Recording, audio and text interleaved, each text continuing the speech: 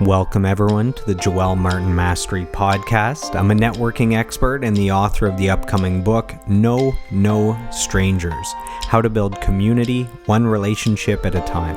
My why is the pursuit of mastery, and the goal of this podcast is to lock arms on a lifelong mission of daily personal growth to become the best version of ourselves.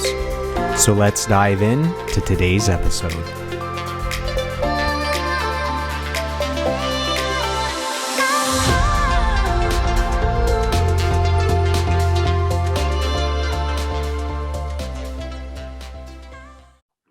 Welcome, everyone, to today's episode of the podcast. We are joined by a holistic health expert. She's also an author and she's a self-love coach. So welcome to the episode, Mrs. Allison Woodley. Allison, how are you? What's going on? Hey, Joel. Thank you so much. I'm doing wonderful. I'm so excited to be here. So thank you for having me on. You're very welcome. I'm doing well. In the last 2.5 weeks, I adopted a rescue rabbit, and her name's Violet. And it's been keeping me entertained and company during the pandemic. And rabbits don't make any noise, which is awesome. So I'm not worried normally I'd be worried if there's a dog or something. So anyways, that's what's new with me, is a cute little rabbit that has a forever home now. That's adorable. I've seen, what's her name? Or his name? Violet, right? I've seen Violet on your stories, I think, and she looks adorable. I love that you've adopted a rabbit, because we have lots of rabbits in our neighborhood, and I'm always just like, I just want to scoop them up and bring them inside and keep them as a pet because they're so adorable. So yeah, thank you. She's pretty adorbs. Yeah, they, there's tons of rabbits that need help, but they don't get as much publicity as dogs and cats, right? Which are your main pets.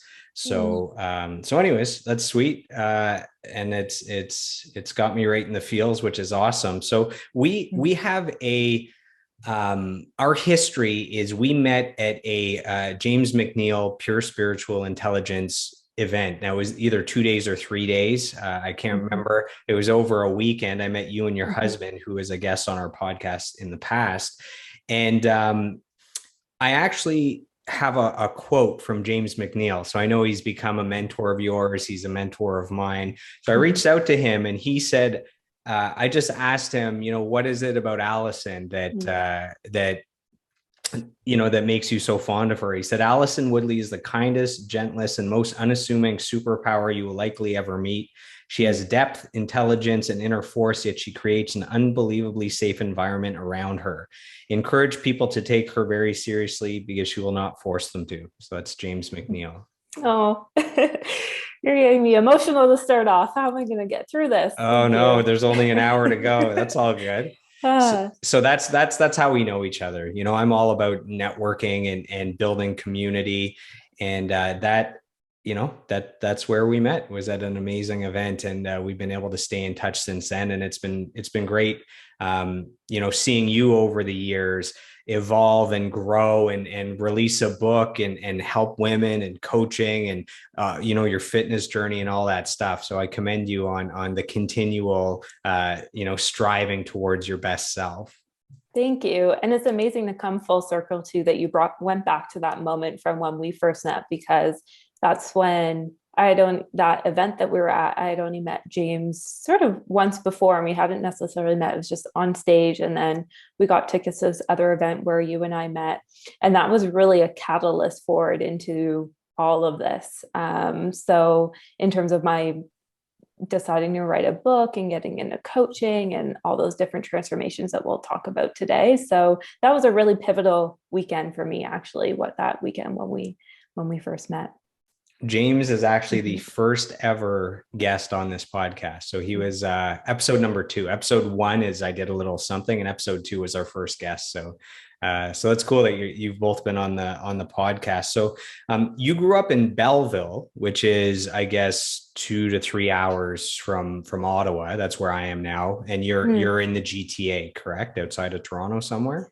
Yeah, I'm in Scarborough now. And yeah, I grew up in Belleville. Okay, so what are your fondest memories of growing up in Belleville, and how does a girl from Belleville end up in Scarborough? And my experience is way back when I was about 2021, I was dating someone whose grandma lived in Belleville. So every like 3 or 4 months, we would take a mini road trip to Belleville, and the highlight, besides seeing her grandma and her family, was going to Reed's Dairy. Is that have you Yeah. ever been to Reed's Dairy? Oh, for sure. Yeah. Okay. Reed's Dairy for sure was a highlight growing up. They have the petting farm outside, they have the milkshakes, the ice cream. You get to see the factory for sure. Still a highlight. Although I haven't been for a very long time, but now you've made me want to go back. That's awesome. Yeah. That's awesome. So, we're going to talk about your book. So, I have a copy here. So, The Unicorn Syndrome. I actually finished it yesterday. So, perfect timing. Plan Perfect. that out perfectly. So, what is the unicorn syndrome, which is the title of the book, just to give everyone a little idea of what we're diving into here?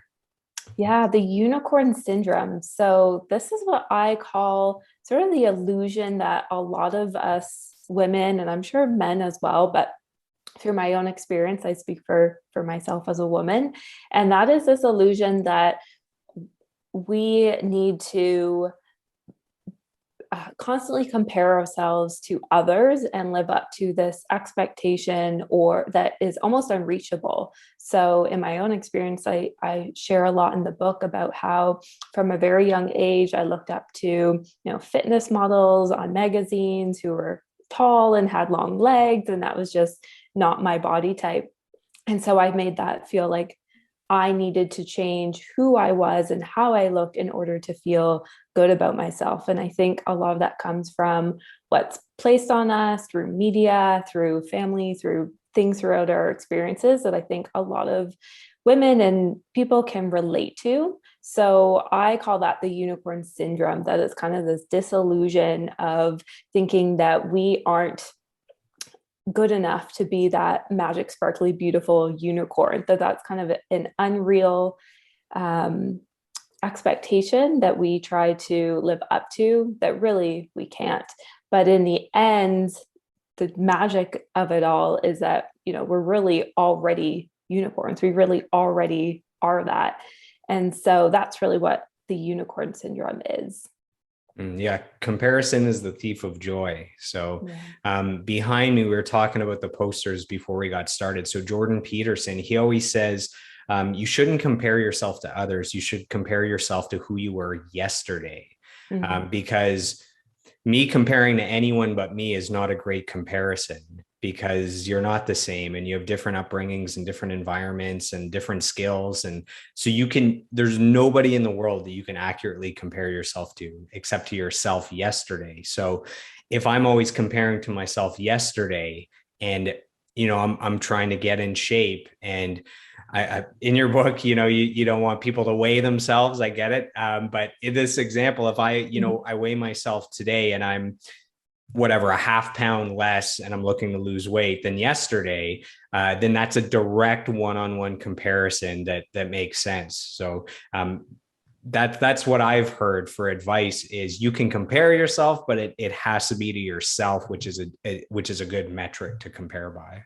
Yes, exactly. And you're like, we're all each unique too, right? So that's where that, the comparison to other people just only gets us into a cycle of further judgment, further from the happiness that we're looking for, further from that self-love and self-acceptance. And fitness is a really good example of that too, because I learned that lesson the hard way through fitness competing. I think getting into it, when I very first started lifting weights and wanting to work out, I looked at like the bodies that I was like, I want that body. Like, how can I get that? Show me the plan, the method, and I'll do it.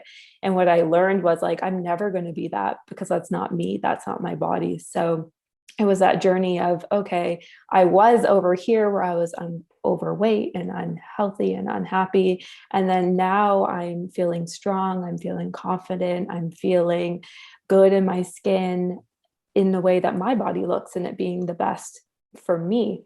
And so that's where exactly what you said of I realized that I was changing and growing in my journey for me compared to who I was before. So I think that's a great example for people.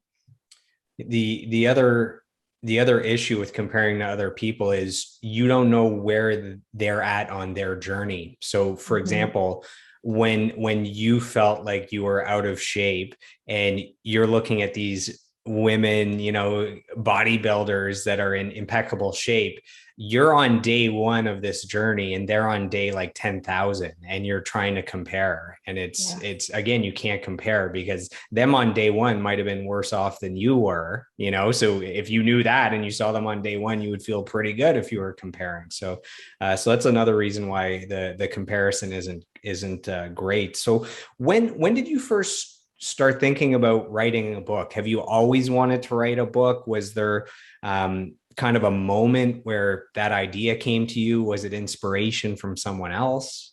Yeah, I never wanted to write a book. It was not my like I actually didn't read a ton of books. Like I enjoyed some fiction growing up, but it was something I would take forever to read books. I know you're a master at reading books very quickly now. I don't know if you always were, but for me, that wasn't necessarily who I identified as. And so wanting to write a book wasn't something that I just ever thought of for myself. I'm very much like a hands-on and a visual creative person, and writing wasn't something that I ever thought I was particularly good at, or ever thought that I would have some kind of story to tell.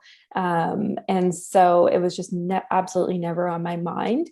And so what sparked that in me was, as you mentioned, you had my husband on your podcast, and that was after he launched, I think, his first book. He's written two now. And so it was really him writing a book, English not even being his first language, and seeing him go through a personal development journey in the process of writing that book that inspired me. And somewhere along the line, he never told me you should do this or anything like that. But I think just seeing that journey and what writing a book did for him, and how we often think of writing a book of this like, big, daunting, impossible, which it is very challenging, and there's different levels of publication and all of that too. I think seeing someone who I knew do that just gave me the spark and planted the seed of like, oh, maybe I could do that too, because maybe there is a story in me that others can relate to, and if I share my story, it might help someone who is in a place where I was before. And so I think just seeing that a book could be a vehicle for me to speak my truth and to share my journey with someone who needs that in the form of a book, that just really inspired me and planted that seed. And so one day I was in the gym, it was in 2020, February, so before the pandemic, and I was working out, and I had that thought of the unicorn syndrome, of kind of being trapped in that cycle of comparison and not realizing that I'm already beautiful enough as I am, that I have my own unique beauty in me, that I don't need to keep chasing this ideal. And so that was the seed that I was like, I have a book in me about this topic and about my journey that relates to that I would love to get out into the world. And so that's what planted the seed and what sparked that journey. And when the pandemic hit, I was let go from my current job in March 2020, and realized, oh, I have some time on my hands, so I better start working on that book. And so that's when I started just doing a lot of therapeutic writing of like, these are the stories it's time for me to stop holding on to them and get them out of my body and onto the page. And so that was the perfect time for me to do that. And that's what sparked writing the book. We talked about, not comparing to others, but there's also looking at others and having them be an inspiration to you. So seeing your husband, write a book and it's not even his first language, and then goes on to write another book, that inspired you to write a book. It also inspired his sister, which is your Yeah. sister-in-law. She was a guest as well, and she wrote a book, and I'm in the process of writing a book. So you never know what your actions, when you put your mind to something and your heart and soul into something, you think maybe it's just you putting something out and that's great for me, but you don't realize the ripple effect of how many people you end up helping. And there's something that blew my mind. We think, I'm one of 7 billion people. What does it matter what I do? It really doesn't matter. And the truth is, everybody on average will know 1,000 people in their lifetime. So I'll know 1,000 people on average. You'll know 1,000 people. So you and I combined, that's 1,000,000 people that we can reach, because each of your 1,000 knows 1,000. So we multiply all that, which means we're just 2 people away. So if we add in James McNeil, which is probably more than 1,000, you're 2 people away from 1 billion people. So that helped put it in perspective for me, that what you do actually matters, that you're a node in a network.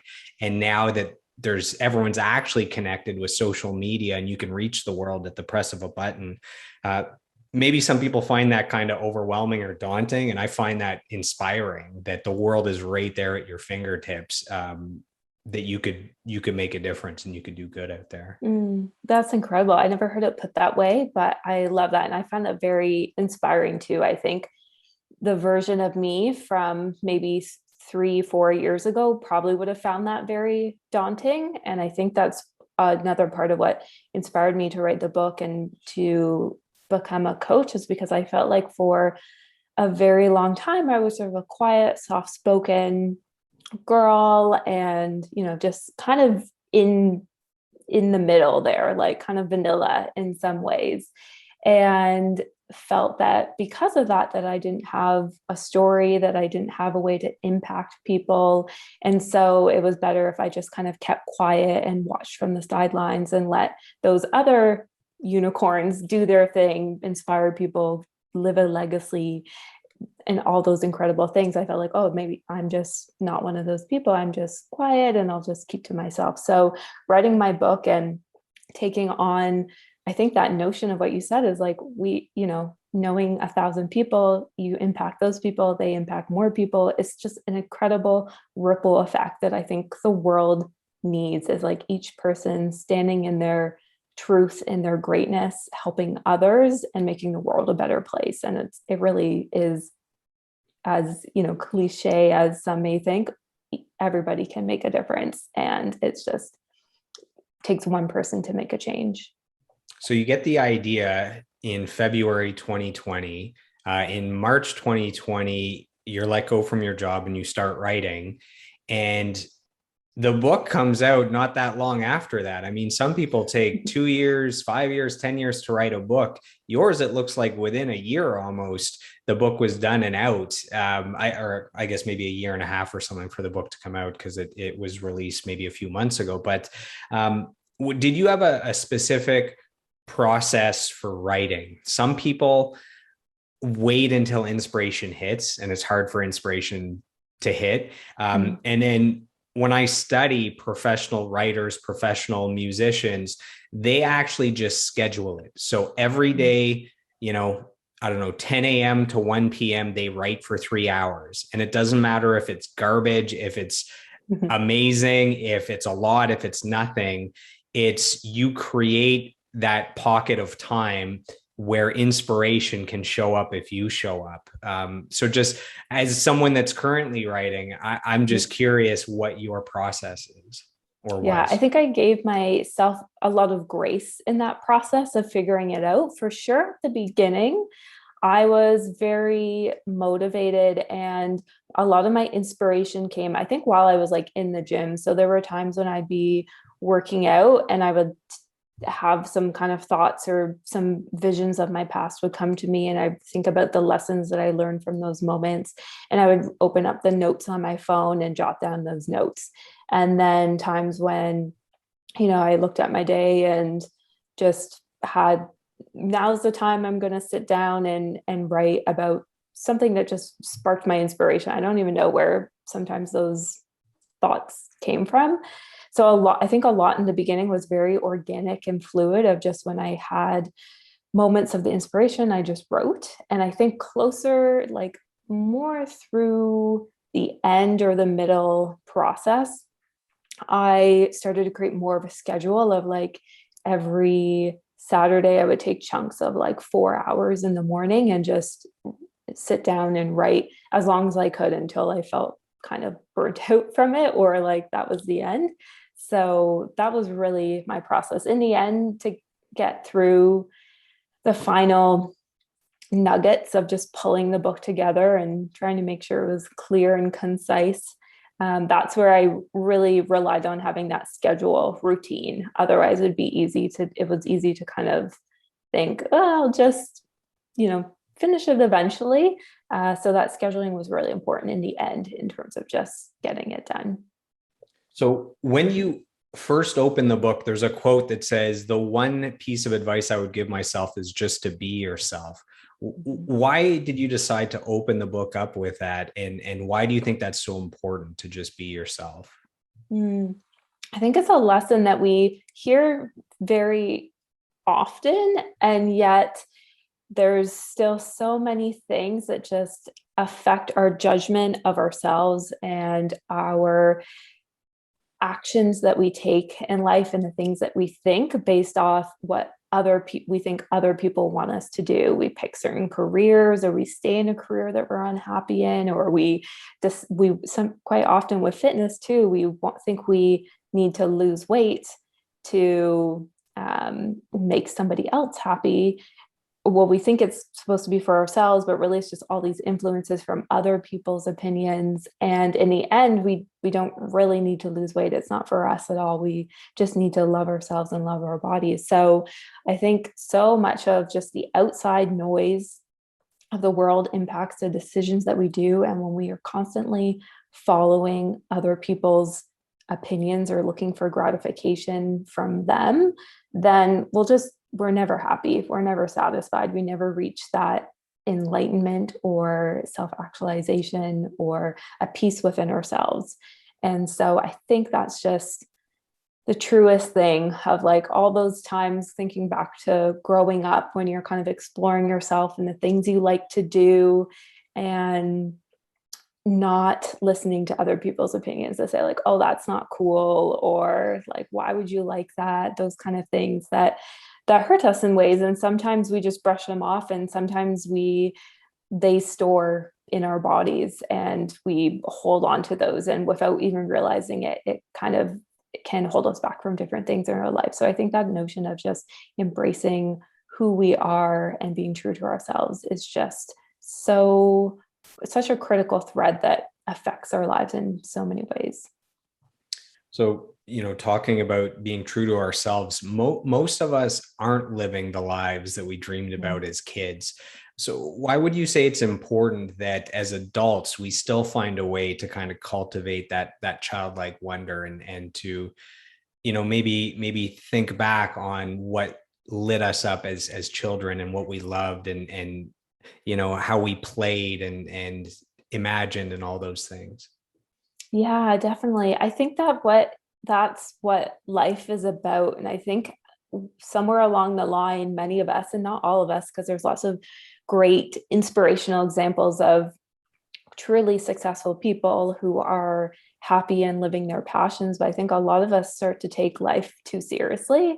And I think I started doing that at a very young age. When I was a really little kid, I was very kind of loud in the sense that I loved to be kind of center of attention. I used to try to be a Spice Girl and put on performances and plays for my family. I loved to have like photos taken of me, and I loved to draw and thought I would be a fashion designer or a celebrity in music or something, although I can't sing for the life of me. So somewhere along that dream died, and I never explored singing. I never explored fashion because I felt like, oh, I don't have these natural skills, and I need to take life seriously. I need to do a career that is smart, that will create income, that'll get me that house and that dream life of a family. And so I very early believed that was what I was supposed to do. And I think some of those things that I maybe could have enjoyed doing that sparked joy in me as a kid, I let die a long time ago because of taking things very seriously. So we get conditioned out of our dreams, by society. And in the book, you call that the program when we get conditioned out of our dreams. So what can you break down what the program is in your eyes? Yeah, I'd say it's the illusion that we all follow, that is the structure of our governments, our school education, out this 9 to 5 work life kind of jobs that have all been put in place for certain kind of whatever reasons they might have been throughout history. And that's really the program is the belief that that is what matters most, that we need that job, and that which gives us security, which gives us the ability to retire when we're 55, and that we can, you know, then have children that will just do the same thing. And it's like a program. Some may call it like the Matrix, that movie. I'm not an expert on that movie, but that's kind of how I think of it as well, as sort of a Matrix. And in some ways, I know it sounds crazy, like, oh, this reality can't just be a Matrix. But I think we've experienced a lot of that with the pandemic as well, in terms of like, what is truth? What is real? Seems like there's very polar opposites of what the truth even is. For one person, it means a completely different thing from somebody else. And I think that applies to this kind of wake up, work, eat, sleep, repeat program that a lot of us have just fallen into, and have forgotten that like we should be able to play and dream, and we can have a different kind of construct of our life. We can have multiple incomes, we can create travel or freedom, and we don't need that 9 to 5 job or that specific lifestyle that we all think is supposed to be the normal thing.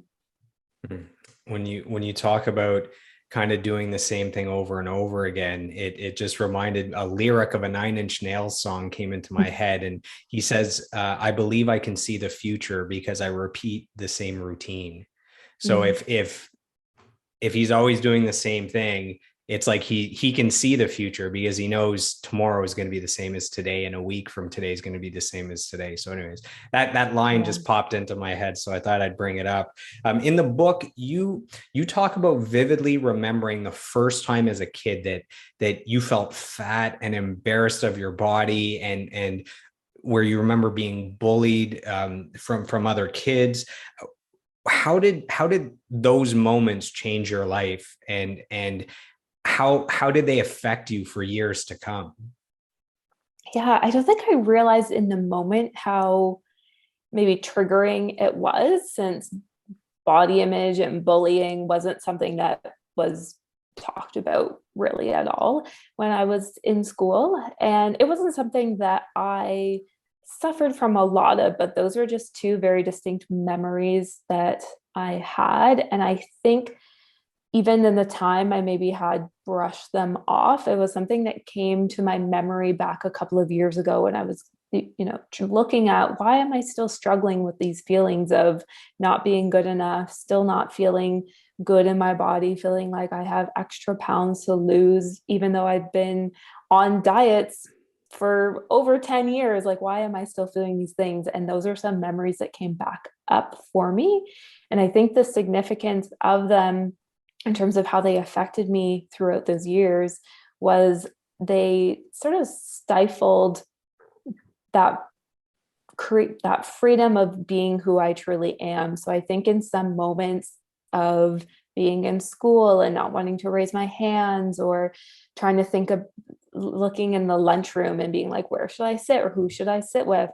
Having in the back of my mind of, oh, maybe those people, maybe I don't look like those girls, so I shouldn't sit with them. Those kind of thoughts in my head. I didn't necessarily have girls in high school telling me, oh, you can't be our friend or anything like that. But I had all these judgments in my head of, oh, I think people think I'm supposed to look a certain way or be a certain way. And I don't think I meet up to that. So maybe I should just keep quiet and stay back. And I think that held on with me for a long time.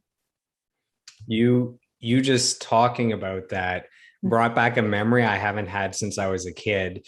Yeah. I remember being at a birthday party and being at a pool. So I'm in my little swim trunks. And I remember it's the first time in my life where I was actually aware of my body, where I Mm. was looking around at all the other kids, and it was a moment, I had a maybe 3 months while I was a kid where I was a little chubby. It's like my growing didn't catch up or something. And I just remember at that party looking around and seeing all the kids, and they're all pretty skinny. And then looking down, and there's like a little bit of like kid chub, on the Mm. stomach, and being like, oh, am I chubby? Like I'd never thought about body type before. And then, you grow out of it at some point. But anyways, that just popped in, which is funny. Um, Yeah. so in the book, those type of memories, you call them I samskara, think some scaras. I actually picked that samskaras. up from a book I read, The Untethered Soul. I'm not sure if you read that one, but it's a very That's good so book. okay. That's so weird. Okay, hold on. So I've during the pandemic, because I've been alone for 2 years, like quarantine for 2 years, and everybody's been in some kind of a quarantine, but most people, you're quarantined with your husband. My parents are quarantined with them, together, and my sister with her husband and their kids. So it's like, even if you're quarantined, most people are with other people. I've been like legit alone. It's getting Mhm. better now that things are opening up, but so through that, I've started seeing a therapist, just to have someone, to talk to. Mm. And at our first session, she says, oh, there's a book I think you should read. It's called Untethered Soul. So this is like Oh, three wow. weeks ago. Okay. And I tell her that just a few weeks before that, I was in Saskatchewan. I was there for a funeral, unfortunately, but Mhm. my aunt saw that I was reading like crazy. I had brought 4 books for 3 weeks, and in like, I don't know, a few days, I was done all 4 books. She goes, "Oh, I think you should read this book," and she passed me The Untethered Soul. So Oh, it was my wow. aunt that felt I should read that. And then a few weeks later, the therapist just randomly says, I think you should read that. And then you just brought that up now, which is Oh which my is gosh. pretty crazy. So That's a lot of signs. yeah, I have a friend, Carter Niffin, and I'll have to send this to him now that I gave him a shout out. But he used to tell me when things when things happen in threes, he would pay attention. So if he saw a book review for a certain book and it caught his attention, that's one. Then suddenly the author he sees is on Oprah doing an interview, and he sees this interview that's interesting. He's like, oh, that's weird, I was just thinking about that book that I saw. And then suddenly a friend, he sees me post a little book review saying, oh, this book's amazing, and he goes, oh, that's three. Like, that's the universe. They say the lesson, what is it, the lesson will repeat itself until you learn it. And in Mhm. in that case, it's the universe saying, I think you should read this book. And after 3 times, you finally get it. So anyways, Yeah. Better that's read all. that book. Have you That's started yet? yeah. So I actually read it back in Oh, Saskatchewan.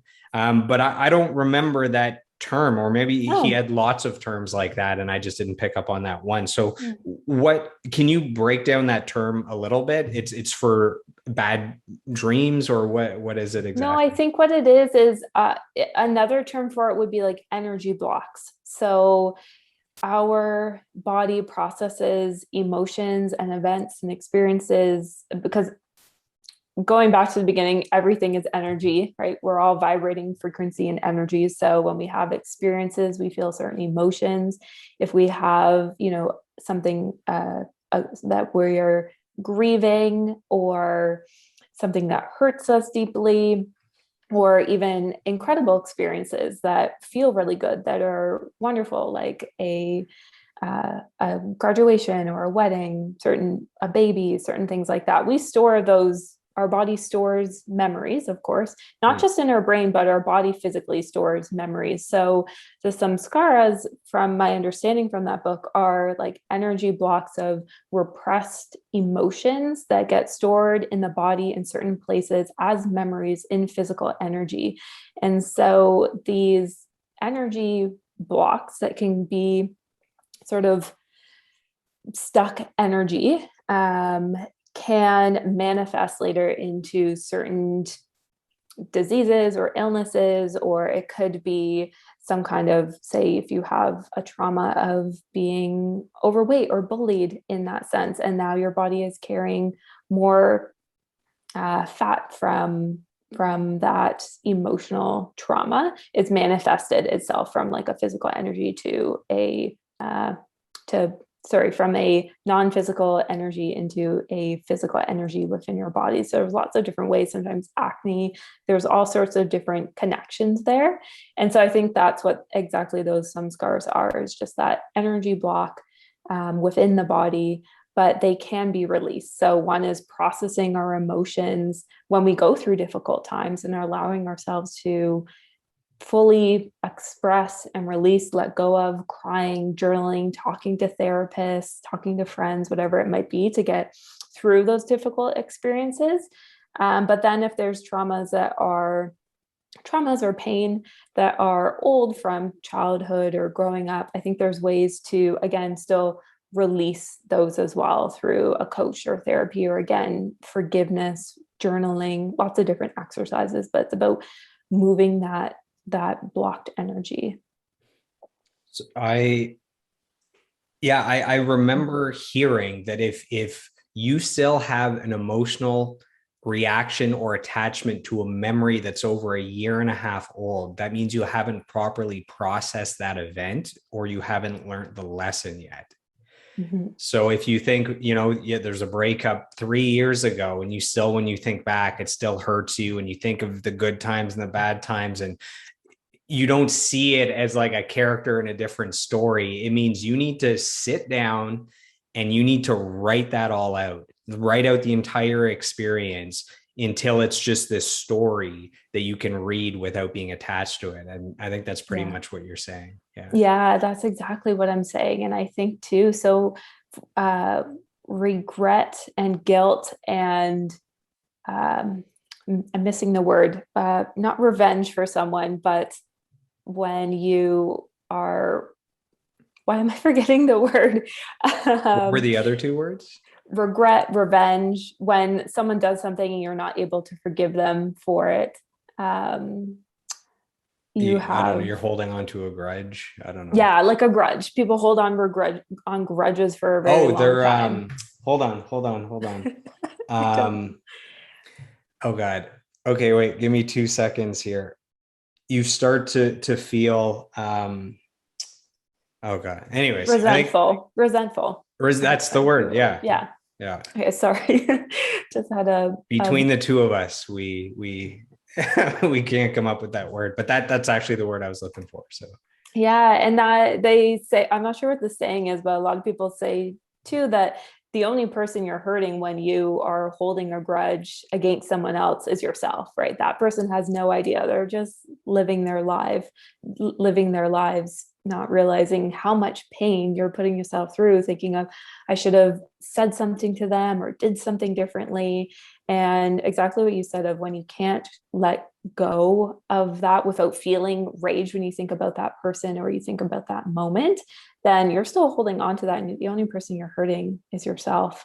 And that was one thing when I was writing my book and going through the story, I was really in that point of being an observer. Like there was a time when I thought about ex-boyfriends or certain times in university where I maybe wasn't kind to myself and my body. And there was a time where that would make me really emotional, where it was hard to talk about, where I didn't want to talk about those things because I hadn't healed and learned the lesson from those experiences. So yeah, I think that's a huge part of it.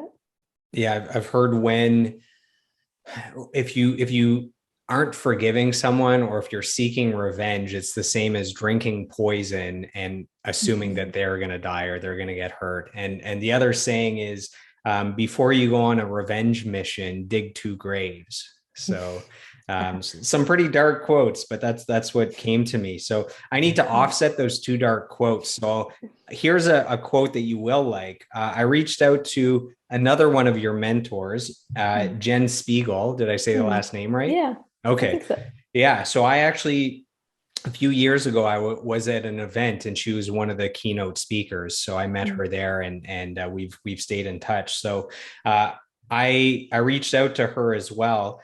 And she actually got back to me legit as we were booting up this Zoom, and Oh, wow. she's busy, obviously, right? And she just put, "Oh my God, this is like divine timing. Like I caught you literally as it started." So this is handwritten from me, which is a problem. We'll see if I can read this. So she said, Allison leads with integrity and heart. She teaches through personal experience, which is impactful. And relatable. She says, "I love that she's elevating and lifting women up so generously." So that's from your mentor, Jen. Oh, thank you. Oh my gosh, these are such like nice surprises. It's Thank nice you. that surprises are awesome. It's nice to have kind words from people that you admire and care about. Yeah. In the book, you said you spent a lot of time when you were young, doing sports, but also playing music. Now you just mentioned you don't have the voice of an angel. You're not the songbird of your generation. So I'm assuming it must have been an instrument. I'm assuming piano, because most kids start with piano. Not piano. Okay, so tell No. me about your musical adventures when you were growing up. Yeah, for me, my musical adventure. So I played the cornet, which is like a trumpet. So it's a slightly compact silver version of a trumpet, but sounds very similar, slightly different tone. And that's because I grew up in the Salvation Army Church. So my grandparents were part of that corps, and their my grandma's father was a part of that too. And I have like in England family that's part of the Salvation Army Church, part of it as well. So that's a huge part of my past, my history. But growing up in church, if you don't know anything about the Salvation Army Church itself, separate from the giving aspect of it, the thrift shops and all of that, the church has a brass band. So Philly brass band are actually very well known, or at least they were around the world, for having such incredible, talented musicians within the church. Because a lot of them have been trained like from family members who are just really incredible musicians. So I was lucky enough that my grandfather was in that band. He taught my sister how to play the cornet. My great grandfather taught my grandfather how to play. So I'm like a third generation or fourth. My mother played trombone. I don't know why she was like one of the only ones not to play the trumpet. Because I skipped a generation. But yeah, so that runs in my family. So that's always dear to my heart, because learning how to play the cornet in my grandfather's basement when I was in elementary school. So I was maybe about 11 years old when I started. So not super young either. But I just have the most wonderful memories learning from him, because he was so patient. And I was inspired to want to play like my sister. So I was in that band. I was in jazz band and regular concert band in schools. I competed in the Rotary Music Festival for a number of years as well. So I did that up till university. And university, I went to Humber, and I didn't study music. And Humber is a very well-known music school.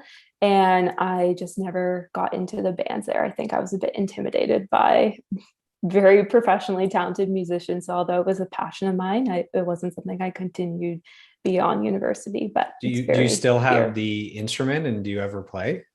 It's at my parents' house, actually. After a few drinks, you don't break it out? No. I have picked it up a few times when I've gone home to kind of see if I still have a bit of an embouchure, and played a little.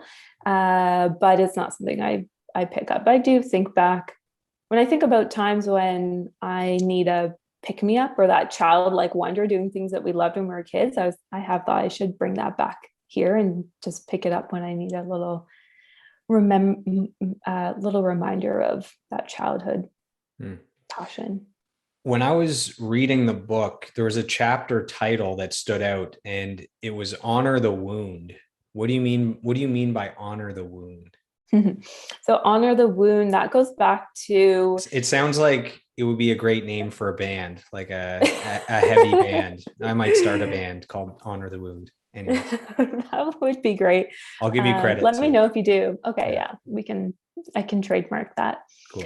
Honor the Wound is about it kind of ties back more to the some scars, those energy blocks, and honoring those emotional challenges and feelings that we have. So if we're hurt or wounded emotionally for something, it's not about pushing that pain down. It's not about forgetting it or being so strong that you just like push through it. It's about honoring that feeling. So honoring the wound that has created this feeling of sadness or anger, whatever it might be. Maybe it's self-judgment, self-comparison that has hurt you for a long time, as it did for me in my fitness journey, trying to become loving and accepting of my body, understanding that I had a wound there from however long ago, maybe some of it's generational too, of just not feeling accepting of my body. And so honoring that wound meant recognizing it, being aware of it, and allowing myself feel those feelings, and then release that, kind of become that observer of the feeling and then move on from it. So I think that's what honoring the wound, as good of a band title it means. Yeah. That's what it means. Awesome. Mm-hmm. You have another chapter called Be Do Have, which is a formula. And I've had some amazing mentors over the years who have built multi-million-dollar businesses, and they would always teach Be Do Have. That was like a big thing. Some of our listeners maybe are hearing this for the first time. Can you describe the Be Do Have formula for them? Yeah, definitely. Be Do Have formula is something I think I heard for the first time from James McNeil too. So that was one of his teachings that stuck with me as well. And a lot of really incredible mentors do teach on it as well. So for me, the Be Do Have formula and how it helped impact me was realizing in my fitness and my health journey was that I was following the opposite formula of Be Do Have, which was do, have, be. So I was doing all of the actions of going to the gym, sleeping, meal prepping my meals, doing cardio, all the physical things that we're told that we're supposed to do for optimal health for our body. So I felt like, okay, if I do all of these things, then I will see changes on the scale. I'll lose weight. Then I will have a thin bikini body, and then I'll feel happy in that body, and my life will be set. I'll be good. And what I realized after doing cycles and cycles of diets and competing in fitness competitions and all of that was that no matter how much doing I was capable of doing it until the point where I was burnt out physically and mentally and emotionally, that I was never going to get to that feeling of actually having a lean body and feeling good in it by doing that process of do, have, be. And so the Be Do Have formula is what is the solution to that. So first and foremost, we have to feel the feeling that we want to feel. So before taking any action, before having a bikini body, you have to feel what it would feel like to already have that. Feel the feelings that you want to feel, of feeling confident, of feeling self-love, of feeling joy to go for a run, feeling confident in a bikini on the beach. So feeling all of those incredible emotions that we think a certain outcome will provide.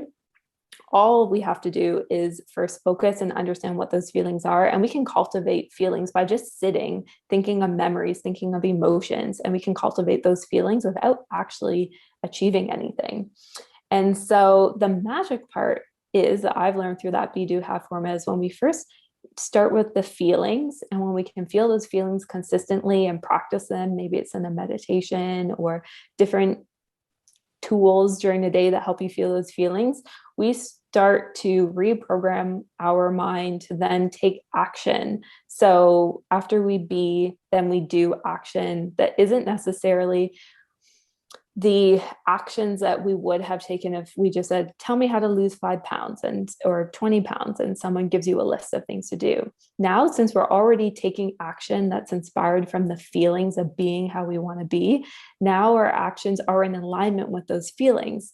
So now we're taking actions that actually feel good to us, that actually feel good to eat certain things, to drink the water, to do the workouts in a way that feels good for your body.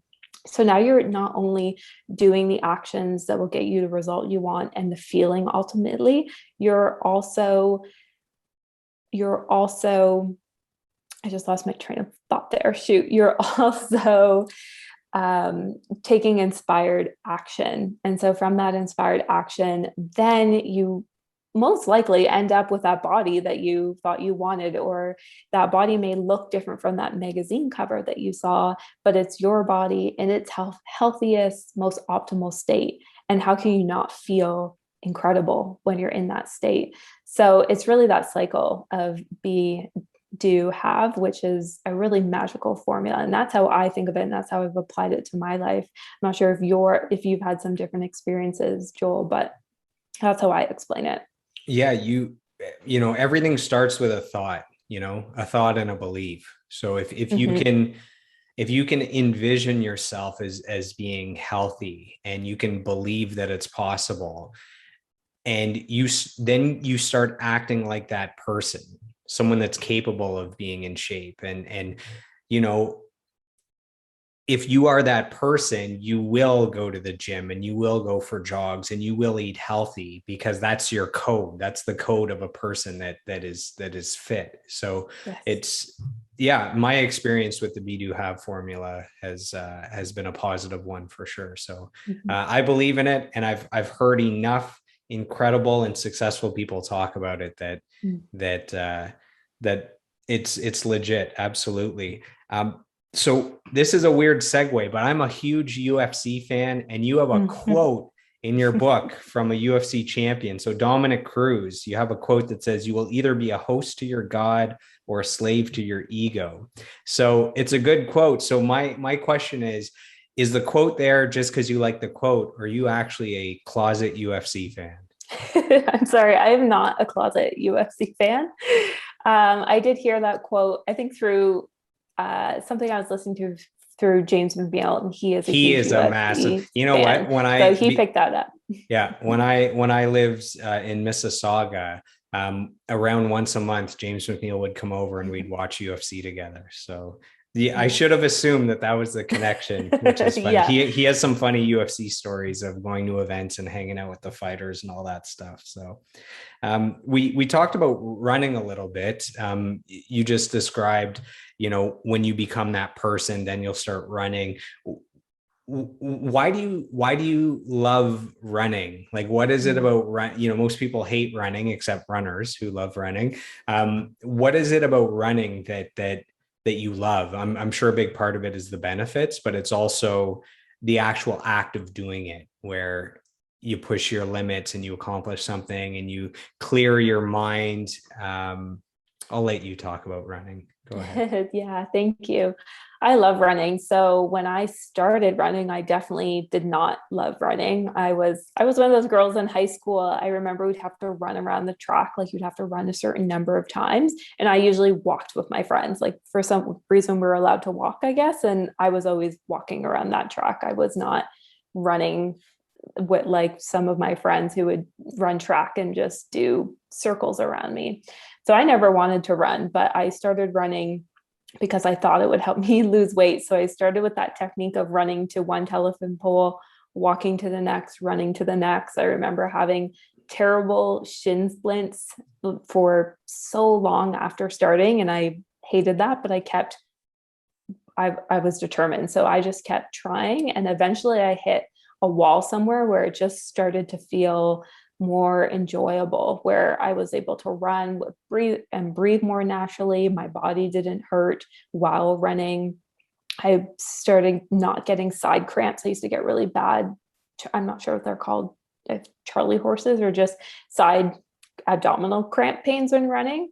And so that wasn't fun. So once I worked through all of those after a couple of years and some on again, off again running, what I found that I really loved about running was just being out in nature alone. And so since I lived in Belleville, there's a really nice bay trail, waterfront trail along kind of like the half of the city. And so that wasn't too far from my house. So I found that when I started to be able to run a little bit further, I could just run along there. And it was like I was totally alone, totally peaceful. I was able to just connect with nature in a way that I never did outside of running. And I just felt lighter and freer and more, in a way, connected to myself. I just felt like it was a time when I could like hear what was going on in my head and process things that I was dealing with. Sometimes if I had really obsessive thoughts about maybe a relationship or even my body, things like that, I was able to work through in my head those feelings of being upset or angry and kind of resolve them through running. So quite often I would just run until I couldn't run anymore. And I love trying to find new paths, trying to find like more foresty, more watery areas. And I did that in university too, where I just would go out and just run wherever I could to just explore new fields and places. And I thought it was just so beautiful. So that's really why I love running. When you mentioned forest bathing in the book, is that what it is? Just running through the forest, or is it something else? No, I think forest bathing could connect to that. It's forest bathing though is similar, but you could just walk through a forest with completely unplugged. Like you're not taking photos of the trees, you're not necessarily with someone, you're just connecting to the forest and the energy. And it can be, there's actually some really powerful results of forest bathing, of helping lower blood pressure, of helping support immune system, because you're in nature and nature has healing properties. So forest bathing is a really interesting term. It's really just connecting to nature, and being in a forest is a great place where it's just no noise, no distractions. I actually have a friend in the East Coast who is a forest guide, and I think it's kind of like forest bathing. So she's actually training herself to teach people how to do this. So she'll do like a guided walk through the forest. That's not like sightseeing, it's just connection and letting go and feeling the forest, which is really quite beautiful and unique. So forest bathing. Mm-hmm. In the Unicorn Syndrome, you say we all want to tell a victorious story where we healed ourselves and lived happily ever after, but the journey isn't linear. Every challenge is an opportunity with a lesson for growth. So the journey for personal growth and self-actualization, that never really ends, does it? No, I don't think so. And I mean, maybe ask a monk and see what they say too about that. But for me, I've also found that line, the beginning of the quote that you said there, for me, that was in my fitness journey, looking at first that comparison of looking at other people's journeys. And sometimes it looks like somebody who was heavy and then lost a bunch of weight, that they had a linear journey. When we look at a before and after photo, which is so popular, we usually see what looks like a linear journey of they were there and now they're here. And we think our journey is like that. We think all journeys are like that. But quite often we go up and down in different weights. We learn different lessons. And that's really what that line means to me, is that, we're not on a linear journey. We're on a circular and even a non-linear journey. And so it never really ends. Once we get to one accomplishment or one state of feeling that we want to be, then there's all of a sudden another door open that allows for more possibilities of what's next, especially in personal development and growth and success. We know whenever we hit one milestone, there's always something else to do next. I remember seeing, as an entrepreneur, I remember seeing this post where it shows, there's two things, and it shows what you think your career will look like. And it shows like starting point, straight line, ending point. And it goes what your career actually, how it'll play out. And it's like starting point, end point. And it's just like, all of this, and then eventually you get like same start and finish, but it's non-linear, like you said. Yeah, exactly. That's funny. Let's dive into morning routines. So Mm. Robin Sharma is famous for this, talking about the 5 a.m. club. I mean, for years he's been talking about that, and eventually put out a book that was a bestseller called the 5 a.m. Club. He calls the first hour when you wake up the holy hour, where most people are still asleep and you're up, conquering the world. And if you're up, married with kids and a job, all that stuff, it's like if you can get up an hour before everyone else, it's like might be the only peaceful hour you have in your life every day. So you say there's a magical energy that can be felt in the morning. Do you have any tips to help people transition from being, more of a night owl to a early bird? Yeah, for sure. I love talking about morning routines, and I've always been a morning person, but I know a lot of people, and I've had clients too who kind of say, I will never be a morning person. I'm a night owl. I know there's lots of night owls out there, but the morning, just there's no other time like the morning and the benefits that we get from it. And one of my favorite inspirational authors and teachers was Dr. Wayne Dyer, and he has a quote that says, "The morning breeze has whispers for you." I think there's another similar quote from Rumi too. And so for me, if you are a night owl and you want to feel what us morning people are talking about, of taking the most of it in order for yourself, I think it comes back to needing to understand the importance of it and what you're going to get out of it for yourself, or how it's really going to benefit you.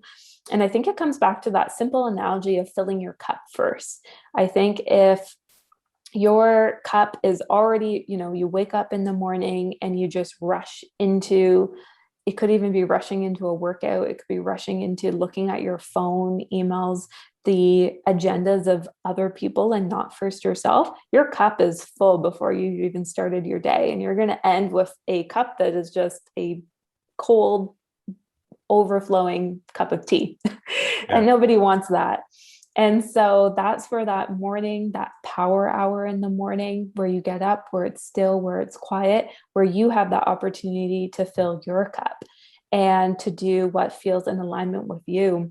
And it really is when you wake up in that before everyone else, and it's quiet in your house, it's quiet outside in the world, there's just some magical energy where you just feel more clearer, more connected. And you may not hear, if you've never done this before, you may need to give yourself some patience in that process, because you're going to feel tired at first. You're going to, question things. But if you give us some time, I think everyone can find some moment of connecting to themselves in that morning routine. So I think that's what's really powerful in terms of how that can impact your life, and understanding that reason of why the morning is so good. I think when you have that motivation of, okay, this is really going to be worth it, I want to fill my cup so I can be my best self for myself and for others throughout the day, then that will be worth waking up a little bit earlier. I think that's kind of the first step. Your life started to really change once you got into personal growth. Do you have any favorite books or any favorite podcasts that inspire you?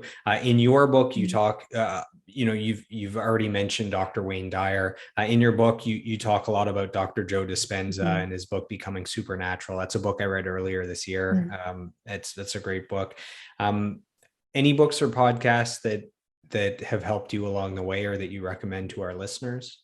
Yeah, definitely. And Dr. Joe Dispenza is a huge one, because he was one of the first people who I started listening to his YouTube videos. I listened to all of his episodes on this Lewis Howes School of Greatness podcast. That's a favorite for me. So his books and also Lewis Howes School of Greatness podcast were two of the very first personal development things that I started to listen to back in like end of 2017, early 2018. So not that long ago. And they I still listen to both of them because they just are, their material is so impactful and is just so true on so many ways. So I love listening to those. Some other podcasts, Jen Spiegel, who you mentioned earlier, one of my mentors. I remember when she launched that podcast. Do you listen to that podcast, Becoming Iconic? I've only listened to a couple episodes, but I should subscribe. Subscribe. Yeah, that's one of my favorites. I listen to her podcast every week. It has a lot of wonderful, real, raw stories on healthy living, lifestyle, and business as well. So it's one that I find motivates me a lot. I also love, there's another podcast called Becoming You from Rebecca Cafiero, and she's a business coach, TEDx speaker, and she has a really incredible podcast too that is also lifestyle, personal development, business development, growth. So those are some of my favorites for sure. In your book, you mentioned that many people become depressed after reaching a big goal or achievement or milestone. And I've heard that a lot before. Why do you think that happens? And why should we be more focused on the journey itself versus just the end result? Yeah, I think that happens a lot of following the goals or the dreams that have been placed on us from the program or from that unicorn syndrome of thinking we're supposed to be like somebody else, when really we should be listening to who we really are and what our true desires are. And I think when we follow those empty desires without really knowing why we're striving for that, that's when we end up at that goal feeling like, oh, I've just climbed the wrong mountain. I've just gone through all of that and I don't feel anything. I don't feel satisfied. I don't feel happy. So it is chasing the wrong goals and for the wrong reasons. And it's easy to also get caught up of getting to that, reaching the top of that mountain and then thinking, oh, wait, I'm not happy. That mountain over there is the mountain I was supposed to climb. So I'm going to go climb that mountain. But if we're not truly connecting spiritually, I'd say spiritually to our soul, to our heart, to something greater than ourselves, that's where that endless cycle of chasing and climbing mountains that leave us constantly unfulfilled can happen. So I think that's where that spiritual journey is really unique to everyone and what will drive us to happiness. Do you have any advice for our listeners on how they can set goals in kind of the right way? Yeah, I think goal setting is a really interesting thing because we've heard a lot of the time that we should set SMART goals. They should be measurable, specific, time oriented. But if you study metaphysics and spirituality, you start to learn that the universe works in some different ways. So time, for example, if we're setting a goal of if I want to lose 20 pounds in 3 months and fit into X size of jeans, that's my goal. And that's very specific, measurable, and time oriented. But really, in terms of the universe, we only have the present moment. We only have now. And so if you are speaking affirmations or setting goals, we actually want to set them around phrasing them in ways that actually support us. Otherwise, that goal will always be in the future and not in the now. So when I'm writing goals, one thing I like to just start off with doing is writing them in more positive affirmation statements. And so this is something I know I want to reach and become, but I know that I can feel that feeling going back to the be, do, have. I can start to work on feeling that feeling of having that goal achieved now as I'm writing it down. And I'm not going to wait to feel good. I'm not going to wait till the end process to be happy. I'm going to work on enjoying it in the moment. So I think there's some different mental and mindset related ways that we need to think about our goals when we're writing them down. So that's one of them, is just being in the present moment now versus it always being in the future.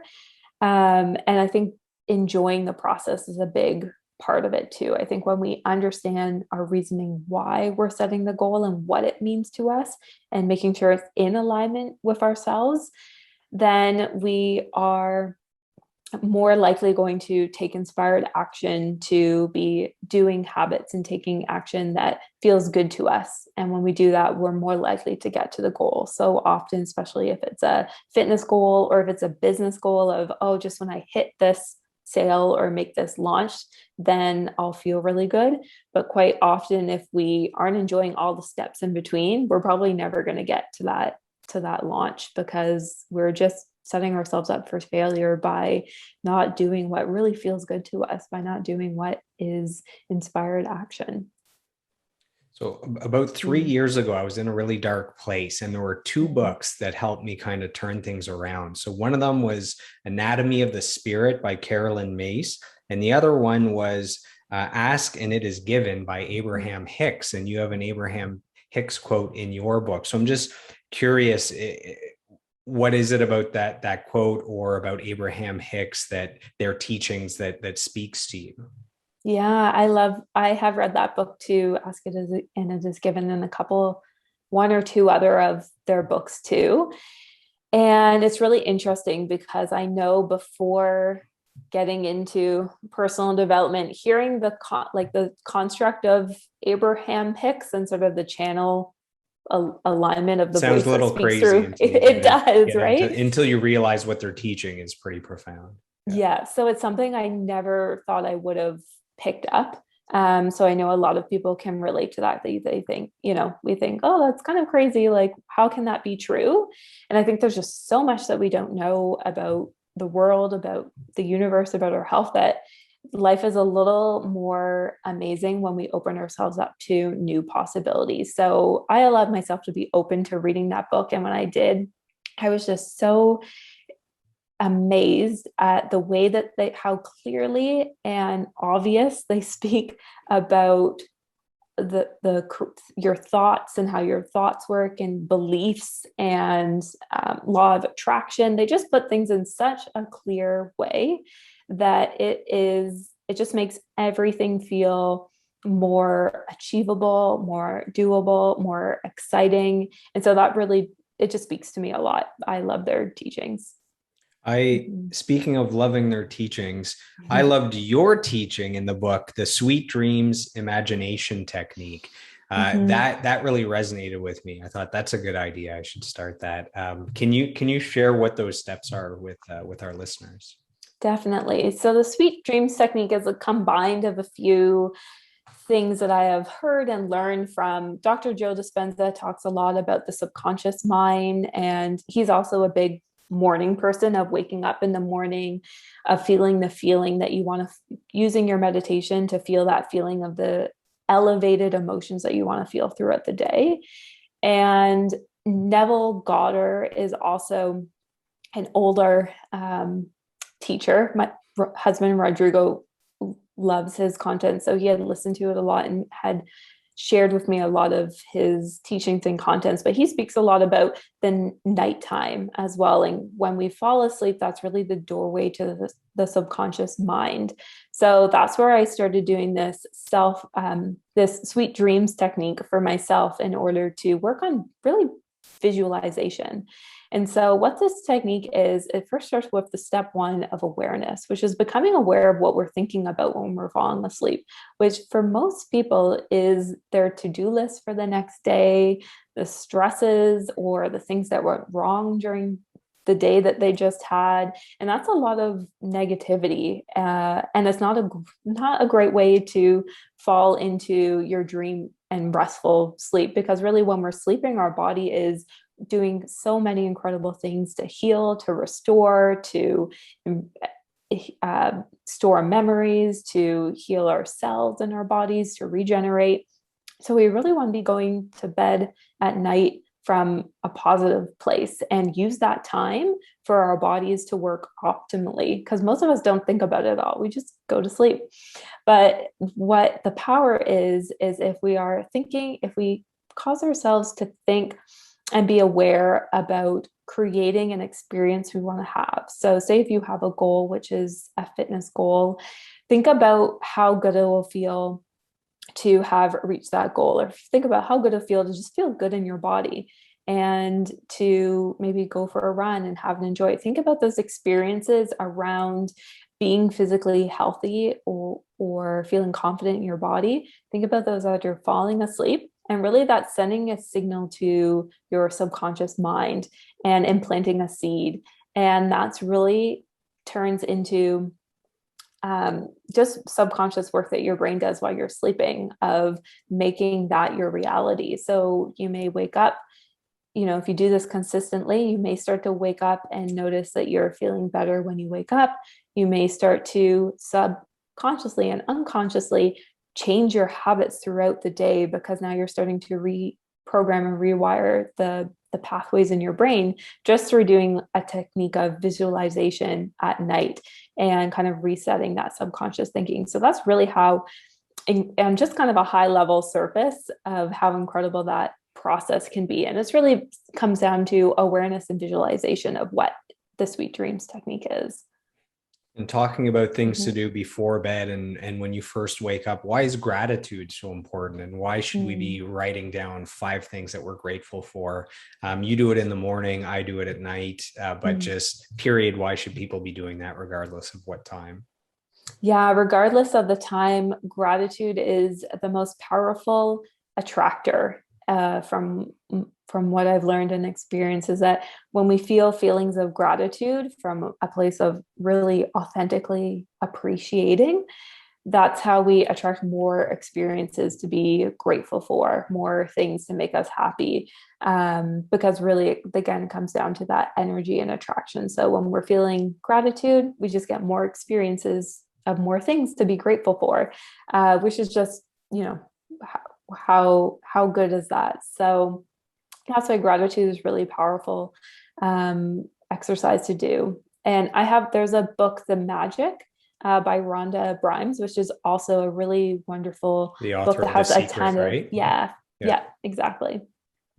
She has so many different gratitude techniques in that, and actually does a 30-day, I did this just like a month ago, a 30-day gratitude list of counting your blessings every morning, writing 10 things you're grateful for and why you're grateful for them, and doing that every day. And then there's a bunch of other techniques as well, but that's a really great book for practicing gratitude for anyone who's looking for something beyond just a list of 5 things. I have one final question for you. Are you ready for this last question? I hope so. All right. So let's say there was a time machine that was invented and you had the ability to go back in time and sit down next to a 10-year-old Allison Woodley. What advice would you give that 10-year-old version of yourself? Now, you already mentioned you would say to just be yourself. Is there any other advice that you would give? You have a lifetime of lessons you've received and mentorship and personal growth. Any words that would help guide 10-year-old Allison Woodley? Oh, that is a hard one. I would first of all tell her that I love her and that she's beautiful, and that I think those are the first key things. I don't want to overcomplicate this question.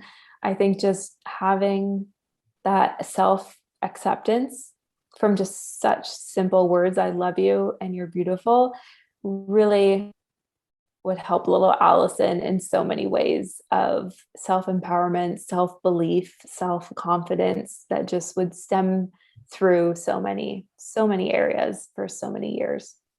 Yeah, if you could start off at 10 years old with the feeling of being loved and feeling that you're beautiful, that would change everything, wouldn't it? Yeah. I think so. All right. So we've covered a ton of stuff, a deep dive into your book. Is there anything that we didn't go over that you would like to quickly talk about or share with our audience? We did go over a lot, and thank you so much for the very thoughtful and in-depth questions. It says a lot that you paid attention while you're reading the book. So I really appreciate that. Thank you for just putting the time and attention to that. It means a lot to me. We covered a lot. So one thing we didn't get into were certain nutrition or physical exercise things, which I actually love, because when I wrote the book, really what at first would have started of, or what people would have expected from me, is to write a book about like how these are the steps and the things you need to do for your physical health to be healthy. And so I really wanted to write a book that touched on those a little, because they obviously are important, the way we treat our bodies with what we eat and how we move.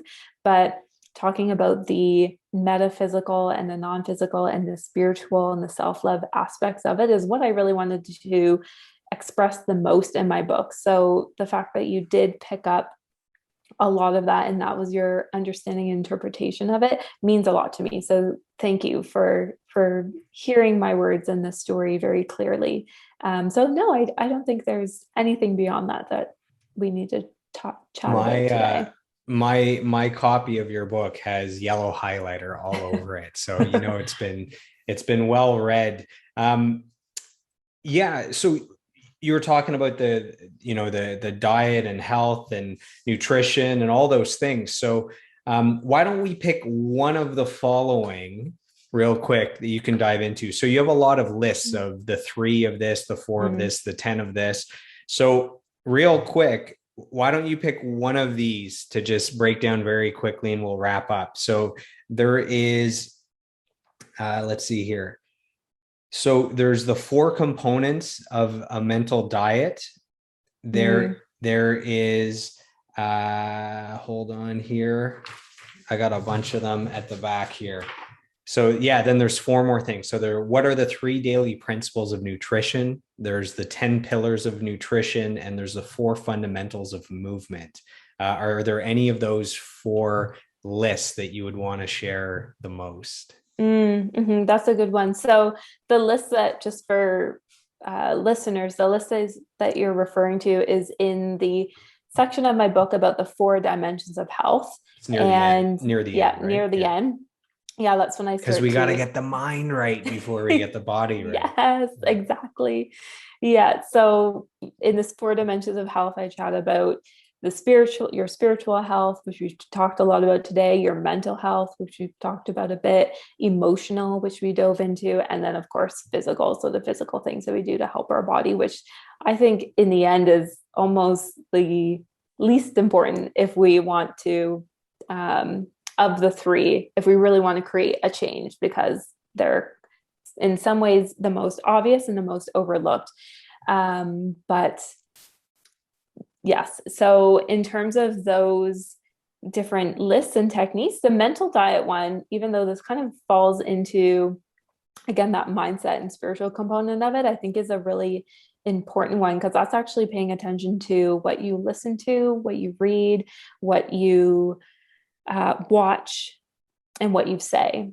And so that comes around to doing a mental diet of what am I consuming and how is that affecting me? Because quite often some people turn on the news and it's just negativity all day. Some people go to work and their coworkers complain, because really sometimes gossiping and complaining is just a form of bonding. And a lot of people bond over that negativity back and forth, but it can be very misery harming. Loves company. Right? Yeah, it can be an addictive feeling, but who is that helping? Who is that serving? It's not helping anyone. So I think doing a mental diet of paying attention to those things is a very incredible and eye-opening process, and just very wonderful for your health in terms of your mind. If you're trying to get on track with your mindset, make changes, doing a mental diet is a very clear way of like, okay, keeping a list of those 4 things. Really your senses of what you're paying attention to and what you're allowing into your body.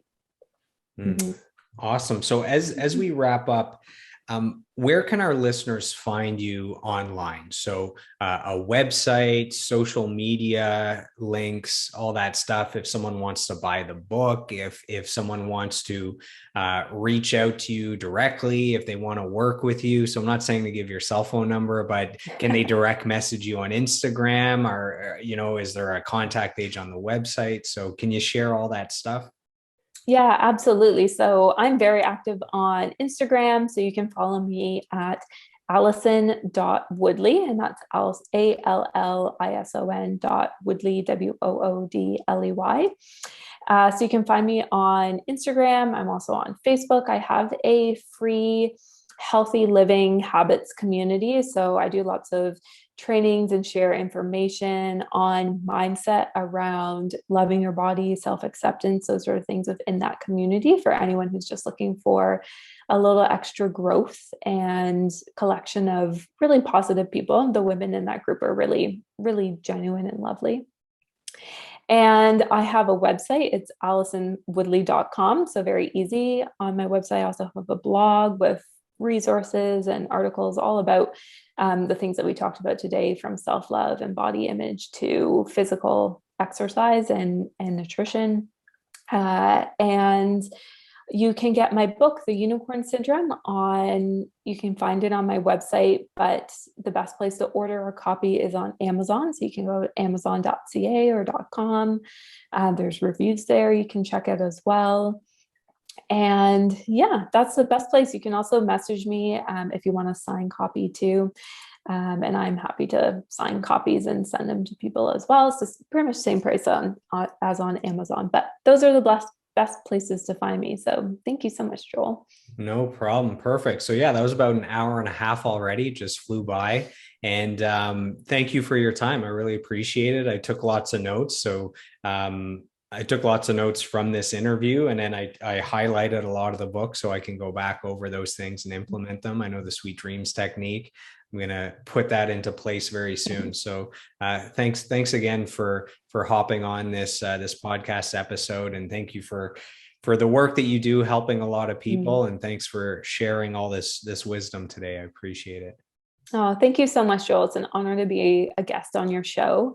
And thank you so much for reading my book. And please let me know how the Sweet Dreams technique goes. I want to hear what comes of it for you.